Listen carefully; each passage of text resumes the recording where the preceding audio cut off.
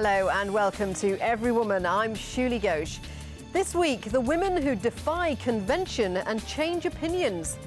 Is this the best medicine? The female comedian using laughter to heal wounds. Beaten but not bowed. How the women of Woza just won't back down.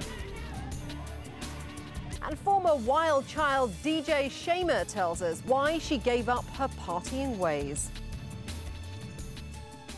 But we start with the great strides women have been taking in the field of religion.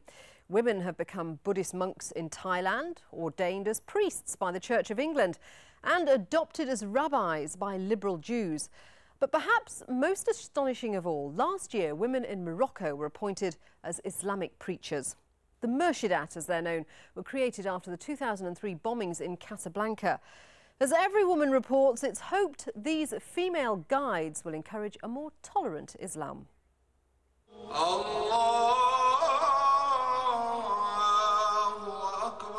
I am Samira Marzouk.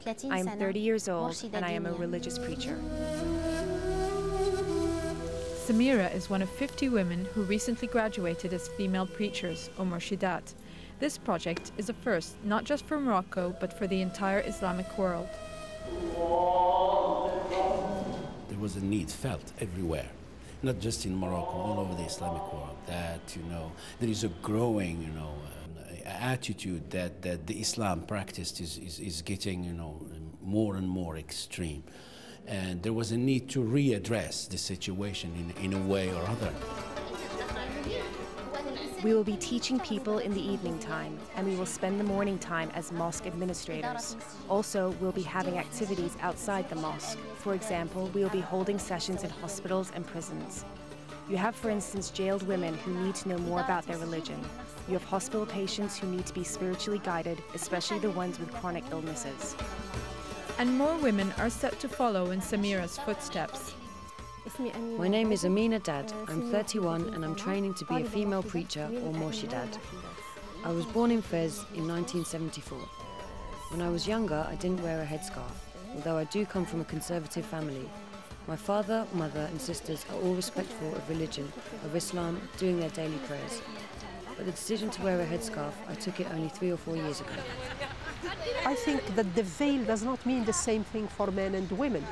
Whereas men think of the veil as a token of obedience, most of the women I worked with, veiled women, think of the veil as an empowering thing.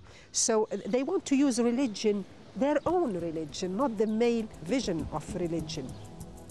And the female vision of Islam is now beginning to come to the fore in Morocco, in an attempt to combat extremist ideology following the Casablanca bombings of 2003. The Moroccan authorities began to promote their own version of tolerant Islam, and it is female preachers who are now leading the way. This decision by the government is a good one. What's going on right now is bad for Islam because people see the religion in a very narrow way. And we forgot about how Islam is a religion of tolerance, and we've also forgotten how to look at the rules and laws of our religion in a positive way, as a positive part of daily life. The trainee preachers must undergo an intensive 6-month course alongside male colleagues, and only the best candidates are selected to become murshidat. We start at 8:30 a.m. We spend time reading the Quran because a good preacher must know the whole Quran by heart. And for the women preachers there is, for instance, some of us who know only 30 chapters of the Quran. The daily session is an incentive for them to go further and finish knowing the Quran by heart. It's a tough responsibility, not only because we are part of the first group, but also because Moroccan society as a whole is looking at us and waiting to see how well we will do. In fact, we are in charge of a big mission, and people's expectations are great because they expect us to be very positive workers or preachers. So you have to be ready for this kind of responsibility, because it's not an easy task, and it will not be an easy task for the up-and-coming graduates either. The murshidat's role will not include leading prayers in mosques after a recent fatwa issued by Morocco's leading clerics decreed that, in keeping with Islamic tradition, only men will be allowed to perform this duty. When we talk about imam in Islam, we talked about a man who leads the prayer. It's known. There is no problem about this in the Islamic world, and for both men and women, all the women accept that, you know, the leader of the prayer is a man, you know, and that's what we mean by imam. But these murshidat play, you know, roles that are far more important than the role of the imam, you know. They go with women into their houses, they see their problems, their social problems, they guide them in every step of their lives, you know. So leading, you know, a group of women in every field is much better than just leading the prayer. Men have a special role in preaching religion, and women have their own duties in this field. It's like in any company where you have different jobs. So women are already playing a lot of roles, and they have lots of responsibilities. I think this is enough for us. And the early signs are that the decision to allow women to preach has been a successful one. So much so that other countries are now watching the program with interest. The change has to come. And now it's time to make a change, not just in Morocco. All the Arab countries and the Muslim countries are trying to change into some, they're looking for something, you know, some sort of religious life that would not conflict with modern life. The murshidat breaking new ground there. Now, what do you get if you cross a Palestinian woman with an American comedian? Well, you'd probably get Maysoon Zaid, a Muslim and a cerebral palsy sufferer, but also one of the funniest stand-ups of her generation. And she's using her talent to bridge the gap between the Middle East and the West. In the wake of the 9/11 attacks in America, she launched the Arab-American Comedy Festival. Her fans say she's hilarious. Her mother says she swears too much. I'll let you decide. All right, for those of you who don't know me, my name is Maysoon Zayid, and I am a Palestinian Muslim virgin with cerebral palsy from New Jersey. And if you don't feel better about yourself, maybe you should, okay?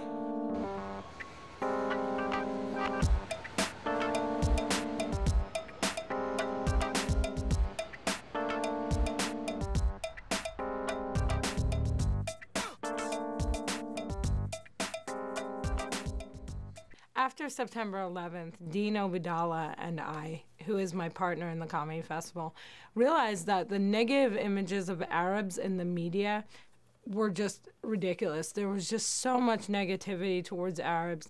All the Arab roles being played in movies and television were terrorist roles. And meanwhile, we were getting a lot of really positive coverage, both in media and the arts, for being comedians. And we thought, how can we take what's happening with us and bring it to the broader Arab community? So we decided to have a festival.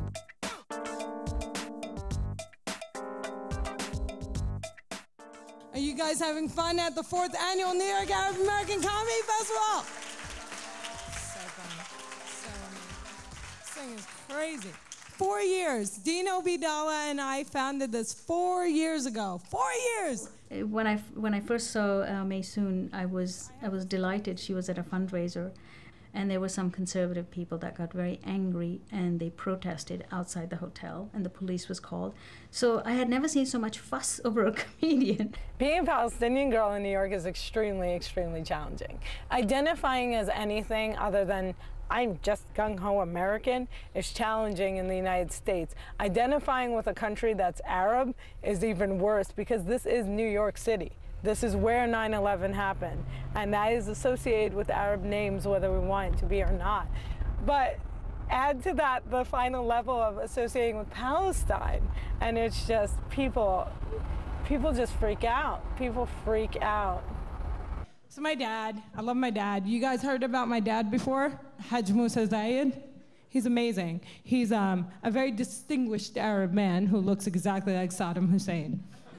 I think one of the saddest things that I've ever seen is when people like my father, who has been in this country for 40 years, has someone throw a comment about terrorism at him. Like, I find that absolutely deplorable, and yet it's acceptable. It needs to change. America, allows immigrants to come in. It grants them rights, but there's a certain kind of process that we go through.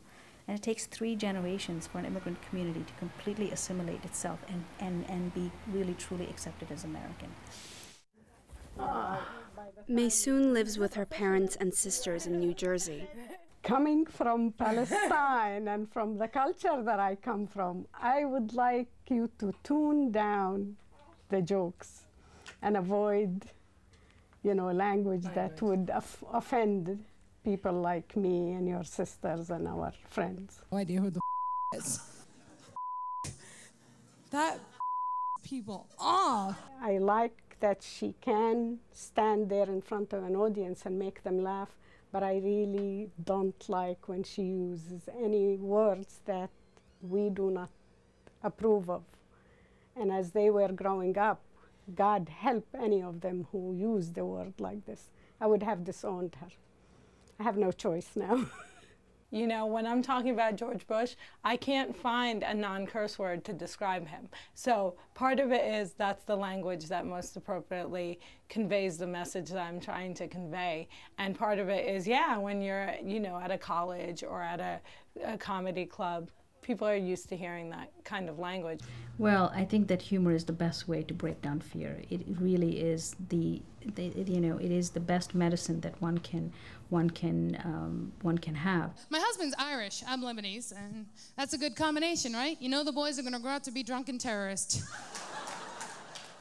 We're really proud, yes. They'll hide the bomb, but they get drunk and forget where they hid it. Very, very rarely do you see a positive Muslim female image, especially for women. I rarely see any Muslim women being portrayed as human beings on television. So one of the motivations for my comedy is to bring a human face to Arab Muslim women. I'm 30 years old and I'm single, right? Which is not a big deal because, like I said, it's like Sex in the City. Woo! I'm so cool. Here is the problem. In Arab years, I am actually 67. I think that is what people need to see more of, that you can be Palestinian and you can be American and you're not a terrorist.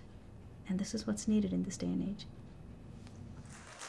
My name is Maysoon Zayid. Thank you so much for supporting the New York Arab American Comedy Festival next year in Jerusalem. Thank you. Always leave them wanting more. And there's more from us after the break, including the long and painful battle for women's rights in Zimbabwe. Stay with us.